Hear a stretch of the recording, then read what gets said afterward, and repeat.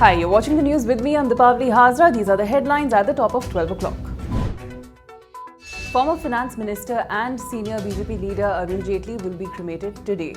Before that, his body will be kept at the BJP headquarters for people to pay their last respects. Last evening, Prime Minister Modi paid an emotional tribute to Jaitley. In his address to the Indian diaspora in Bahrain, he said it was upsetting that his friend, someone he had known from his youth, was no longer in our midst. After receiving the Order of Zayed from the Crown Prince of UAE, Prime Minister Modi was honoured with the King Hamad Order of the Renaissance in Bahrain. The Prime Minister said he was honoured and accepted the award on behalf of all Indians.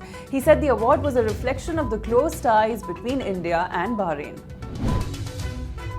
Following a terror alert in Coimbatore, the SIT has taken 2 people for inquiry. The detained persons are believed to have links with a person who was arrested by the Kerala police 2 days ago for being involved with the LET. After Coimbatore, now Vellore and Tiruvannamalai are also on high alert.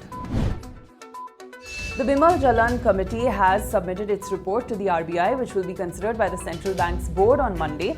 The Jalan panel was formed to review the economic capital framework for the RBI. The decision came after the Finance Ministry sought global best practices to be practiced by the RBI, along with giving more surplus to the government. Congress President Sonia Gandhi has given her nod to the Congress Left Front Alliance in West Bengal for the upcoming assembly by-polls in the state.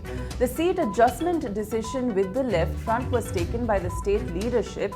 It is significant that despite good relations with Mamata Banerjee, Sonia Gandhi chose to tie up with the left despite the West Bengal Chief Minister's call for opposition unity against the BJP. That's all for now. Stay tuned for more updates.